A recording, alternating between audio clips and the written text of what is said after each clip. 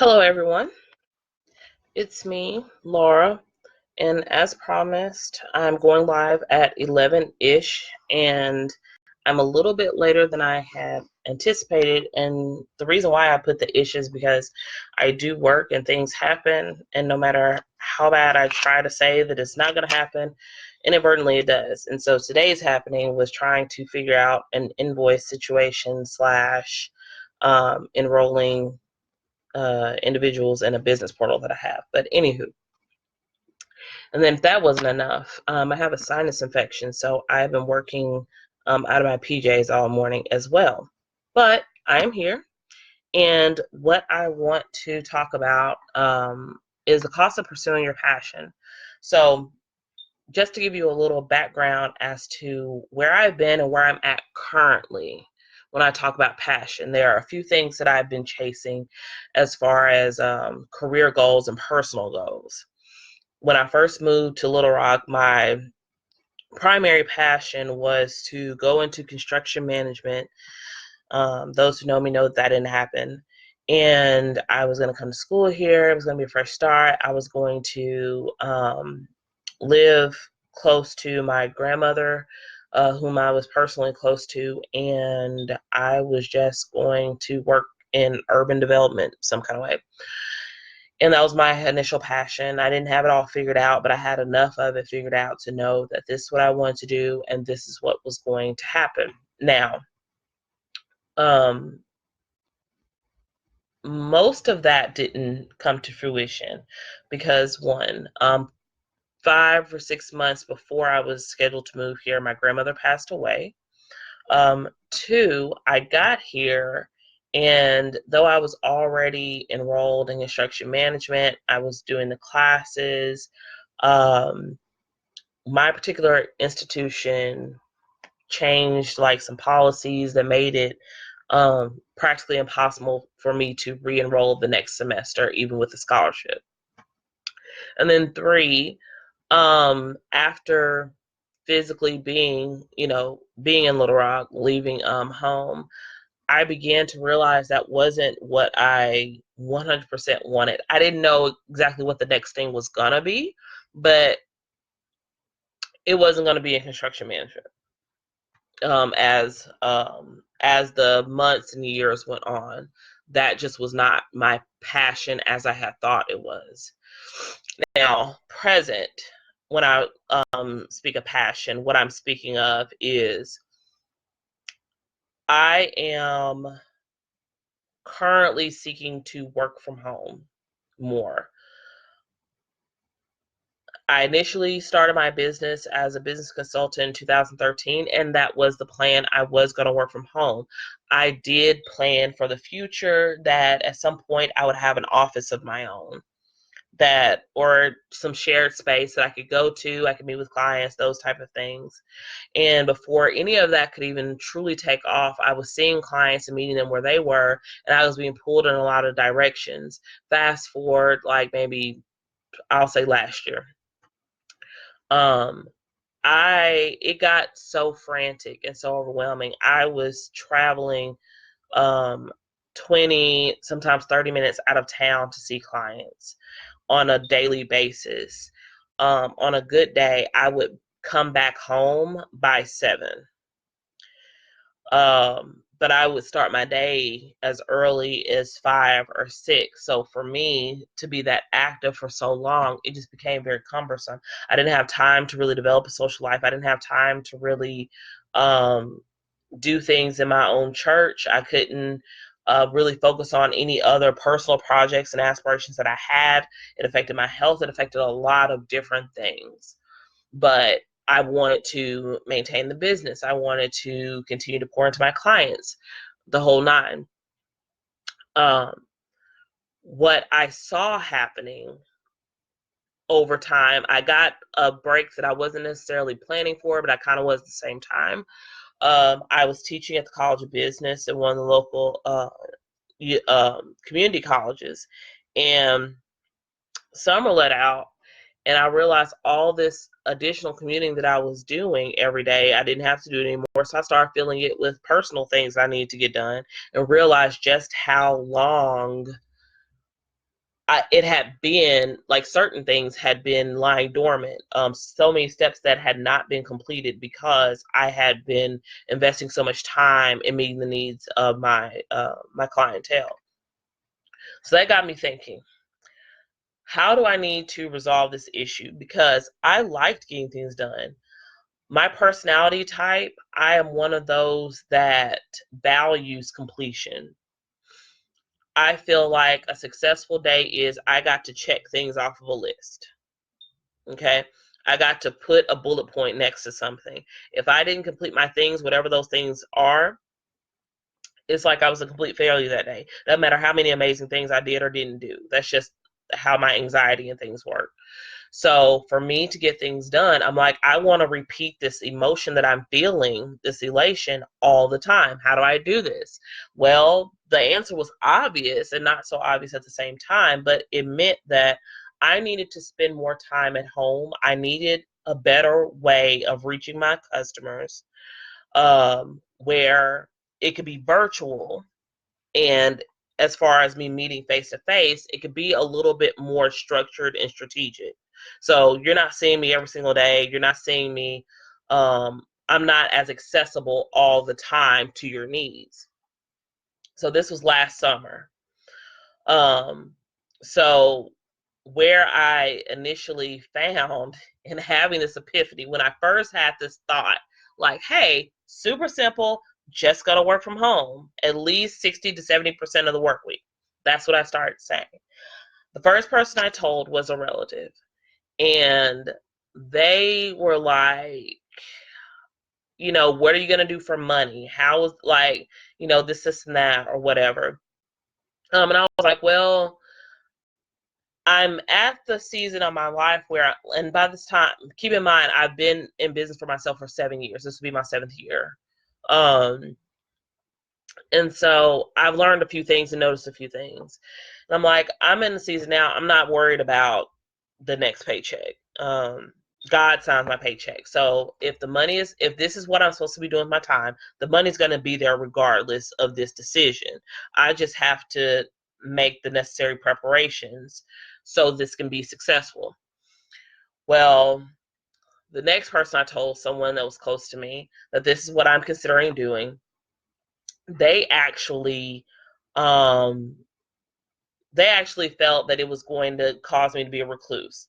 Another thing about my personality, I'm an unapologetic introvert. I do like my personal time because, as I explained to you how my life has been for the past several years, time by myself with no noise is such a rare occasion that I treat it like gold. So if I have an option between being with you and being by myself, I want by myself every single time. But because you need to connect, especially the people that you like I oblige, but it's not always my first instinct to just go and find a group of people and hang out or whatever. Um, and especially during those weeks where it's super busy and I'm super tired and the day has gotten extremely late. So I'm not up to being entertained or entertaining on those days. Now, they thought I was going to become recluse. You're just going to be in your house all the time and you're not going to connect with anyone. So all the efforts that you've made to be more social is going to be affected because of this decision. I'm like, okay, but I have been suffering extreme anxiety. I've had the most weight gain. I've had multiple bouts of depression. I feel like I'm the least mobile I've ever been, probably my entire life, but especially since living here. And I feel like that the thing that I really want to have happen that's really going to bring me joy is just in this singular decision that if I can do this, a lot of my problems will be solved. Mental health wise, productivity wise. I'll even, in the business sense, I'll even have gain increased earning potential. So that was that person. So fast forward a few months, and I'm trying to, communicate to people that not everybody, but just people that are close around me. If they ask me, like, especially people who want to become new clients, I let them know I'm in the midst of a transition. I'm seeking to do certain things. So I decided that because I wasn't really convincing people that this was going to be a thing and that it was applicable. And the reason why I couldn't convince them is because I hadn't convinced myself. So the first cost that I want to talk about is the cost of momentum. So when you are trying to do something great, and a passion is more than just an idea. Passion is a conviction. This is something that's a part of you, your lifestyle, the way you think, the way you move, the way you show up in the world is your passion. It is what you feel your purpose to do. It's the driving motivator into every aspect of this, of how you interact with this particular thing, whether it be a job, whether it be a personal mission, whether it be a relationship. Your passion is the driving force behind everything you do. So when you don't have clear direction, you lose momentum because you can easily become distracted by the naysayers, and oh, they are there. Um, you can easily become sidetracked by just life distractions that don't necessarily align with where you're trying to go. So that's the first cost that I saw during this time. The second cost is relationships. So this was the biggest thing, and I continue to have conversations about, and a lot of people have understood, some have not, is that where I'm trying to go, everybody can't go with me. Everybody's not going to see the vision. Everyone's not going to celebrate me. And because this is not my first rodeo, because keep in mind, I've been in Little Rock almost 10 years. But before then, I pursued things as well. I've had trial and error experiences. I've had difficult things happen that I had to work through. So I at least have somewhat of an idea of what preparation needs to look like. So I know that each one of the seasons that I had in my life, not everyone subscribed to it and everyone wasn't called to it. That's the catch-22. And when you realize that, it's a lot easier to let the natural organic process of changing as you shift, your relationships shift. Because you're not closed off and be like, man, I need to convince my parents that this is what I should be doing with my life. I need to convince my coworkers. I need to convince my friends. I need to convince my spouse. I need to convince all these other people that this is what I'm supposed to do. I guarantee you that if you just start pursuing your passion, those who are meant to be connected to you through your journey will remain connected without being prompted, and those who are meant to fall off will fall off. The thing is that when you are so tight-fisted, you become your own hurdle. So you just create a hurdle by trying to convince and explain yourself to people. You have nothing to prove to anybody else but yourself. So you create a hurdle. Now you're trying to get over that hurdle. So now you're losing that momentum again. Going back to the first thing that I said, the cost of momentum when you're not doing things in proper fashion. So let those relationships go.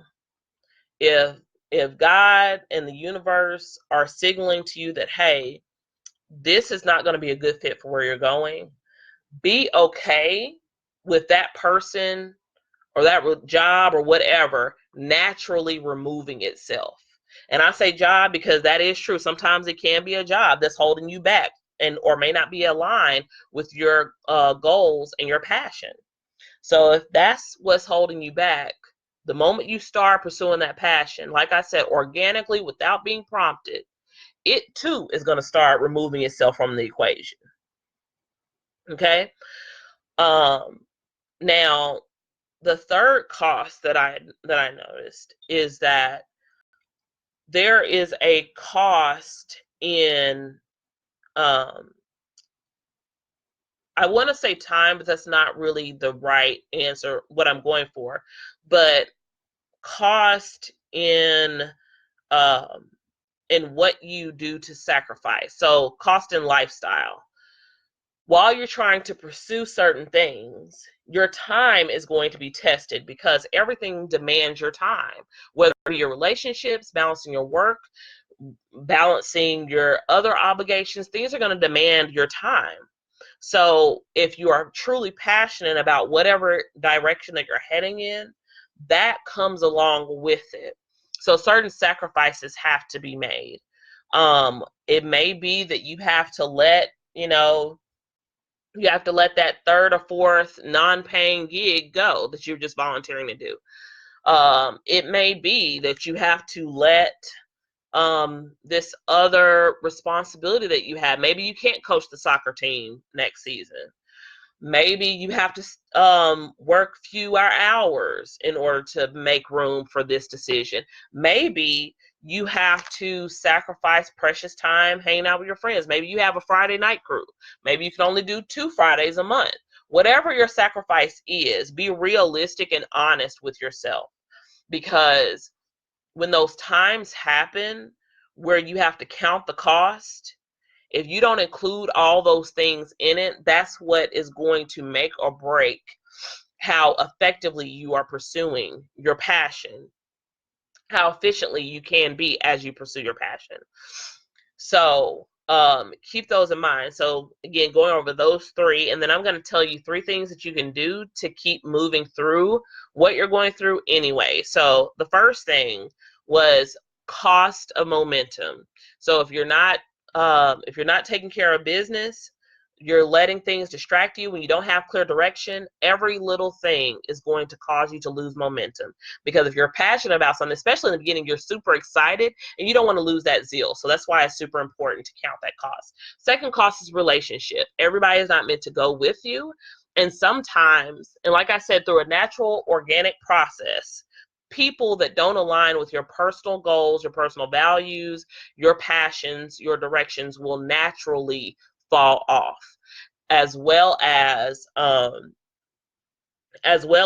any other entity, any other relationship you have, whether it be a job, whether it be, a group of people or whatever. It will naturally fall off. You don't have to, stand on the soapbox and tell people what you're doing.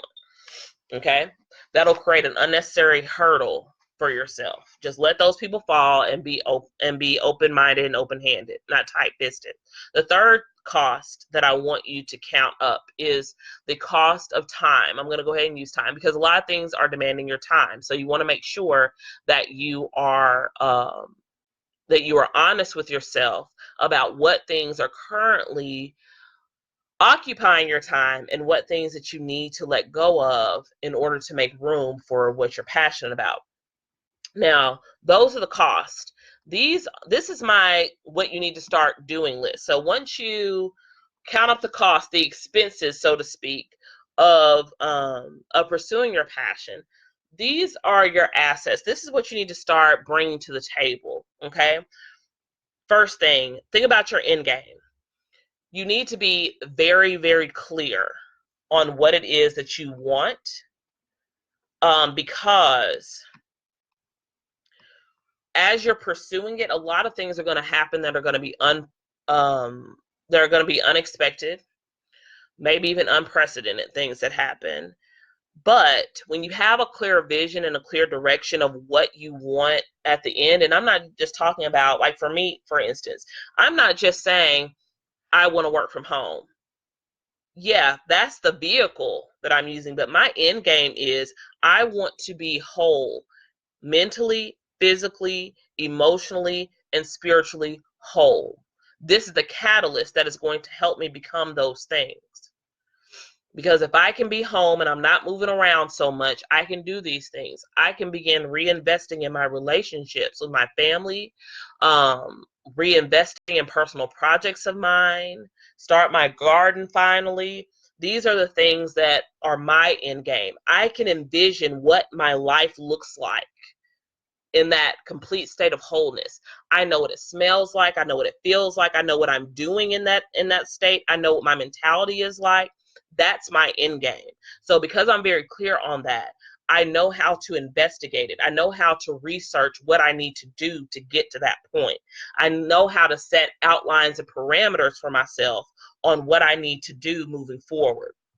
So so that's why I mean the importance of adding that to your strategy. This needs to become an asset, your first one.